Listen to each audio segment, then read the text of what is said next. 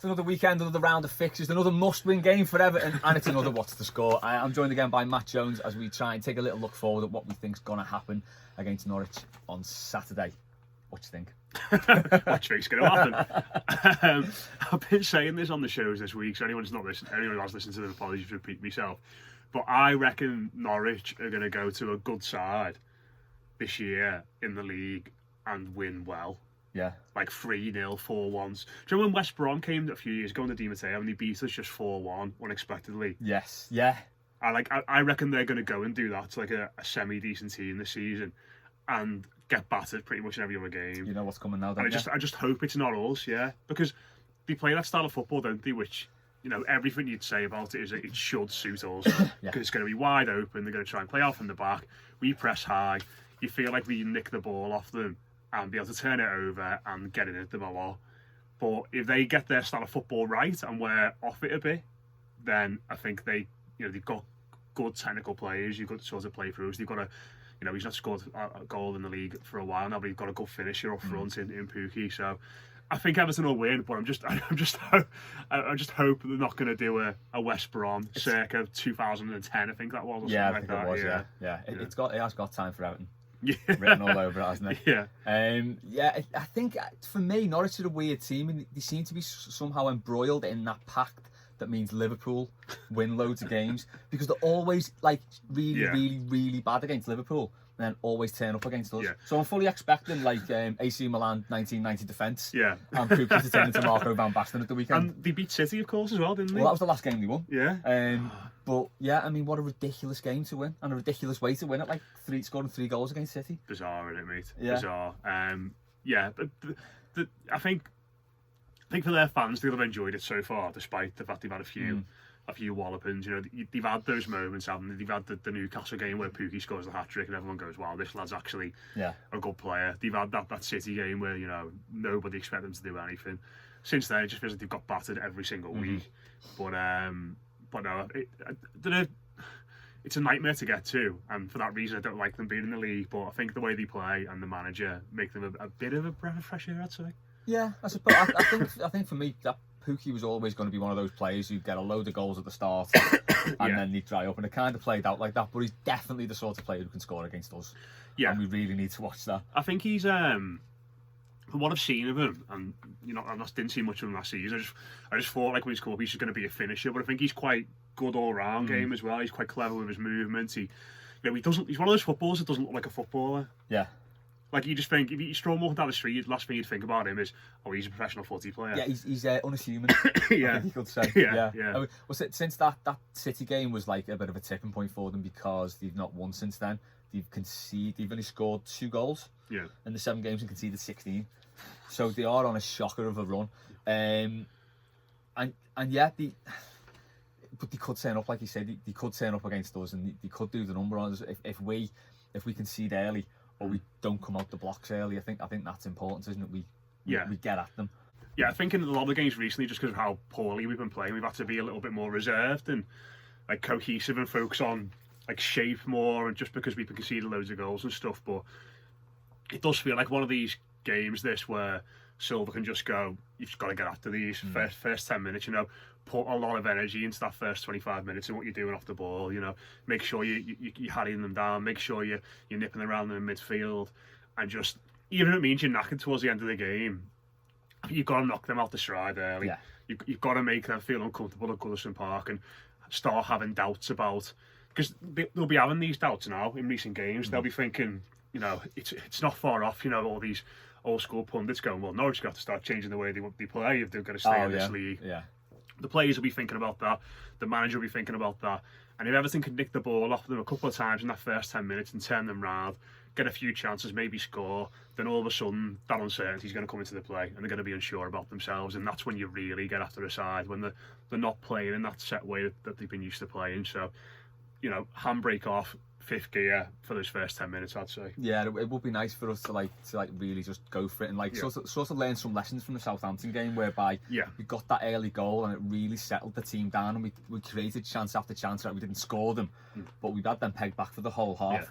There's obviously going to be that moment. I mean, even if we batter them, all game, we don't look like scoring loads of goals. Yeah. And there's going to be those moments where they're going to have 10, 15, 20 minutes of the ball, and that's something we need to ride out like we didn't against Southampton. Yeah. Because it is that sort of game where you look, we're not... It's easy to have looked past this fixture, isn't it? Definitely, because we've got Leicester away next, isn't it, after that? Yeah. And then that leads into that run in December, and I think everyone's been focused on that.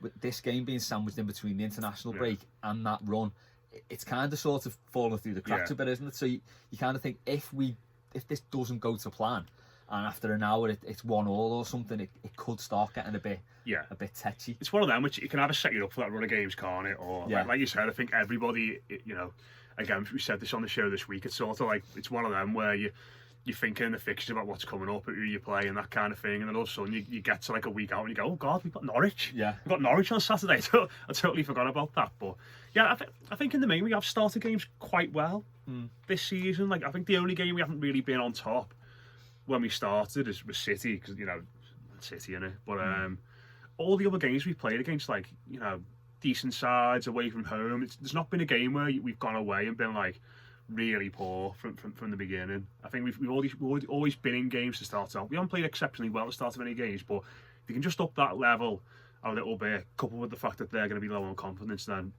it feels like the sort of match where we could be 2-0 after 20 minutes. And then, you know, it would never be totally easy with us. But if you get into that position, then it's taken a lot to throw that game away. Team selection, same as Southampton? I'm not entirely... I think he'll change it again. I think, yeah. I can't see Tosin starting this one at home. No, it's... Shall we just go in this centre forward? We're going to go back. And probably put Calvert-Lewin. I can't see him starting Tosin in this game for some reason. I think he'll go with Calvert-Lewin. It's kind of like for like, and we probably will play the same sort of formation we played at Southampton.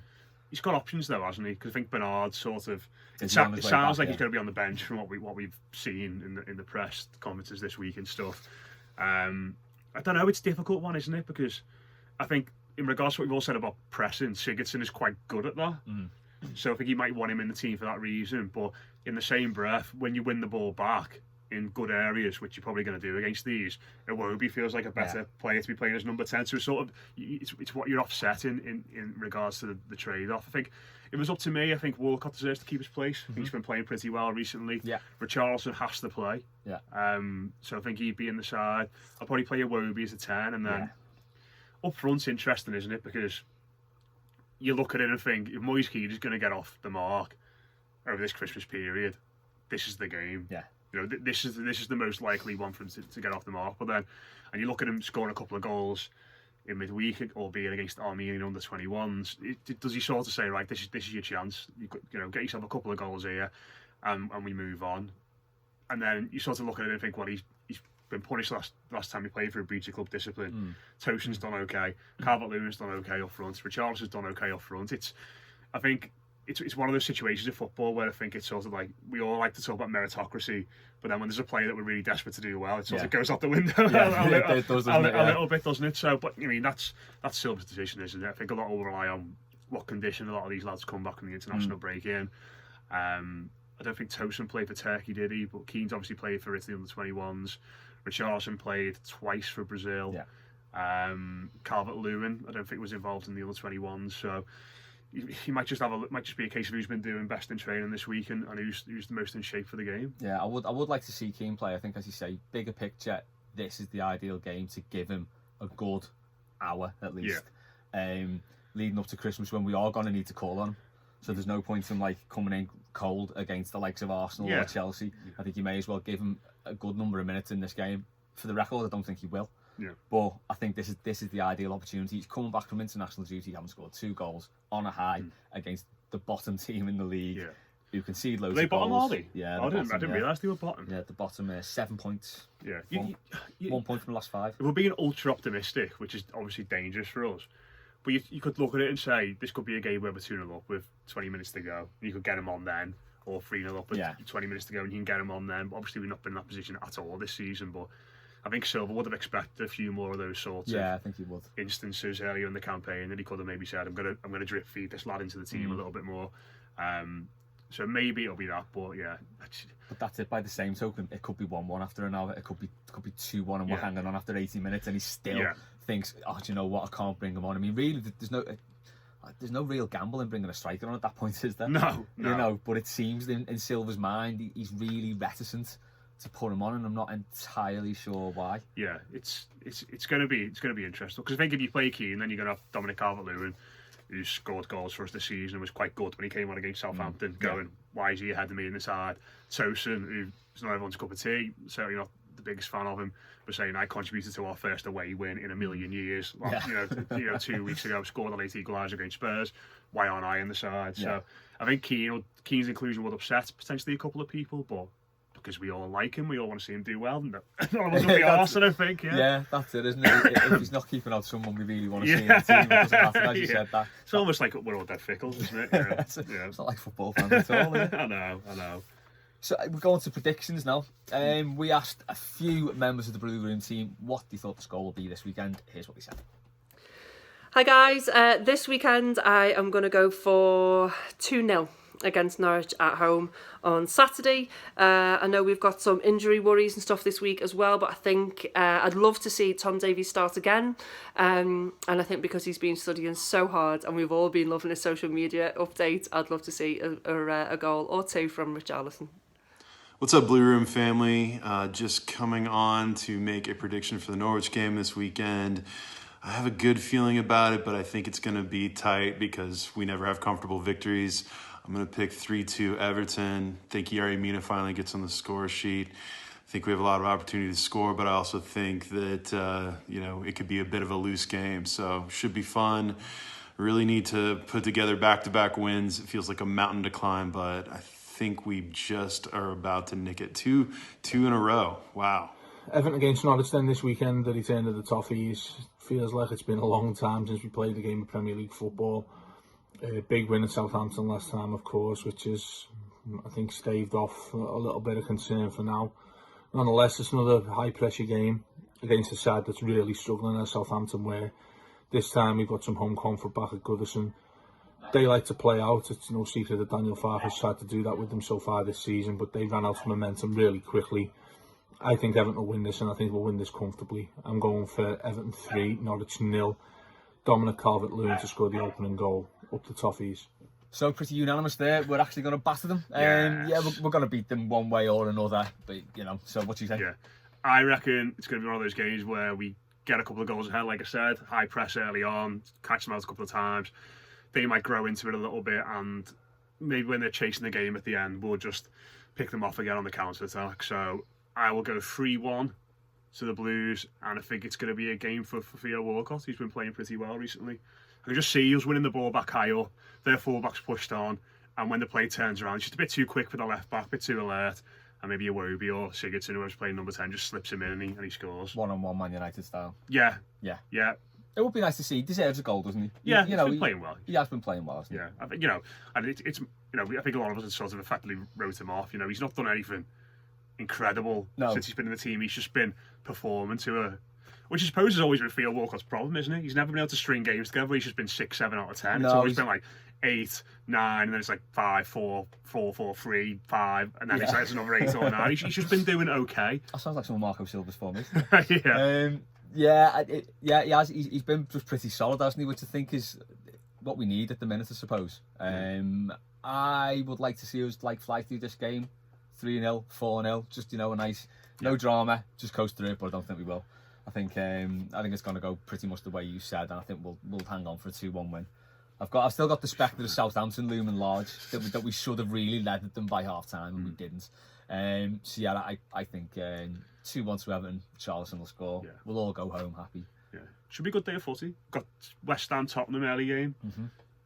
Man City Chelsea late game. 20 quid on Tottenham for that. Oh god, yeah, they'll win. They'll definitely win. But should be a good day of footy all round. Yeah. The Reds have got Palace away at 3 o'clock as well, so not an easy one for them.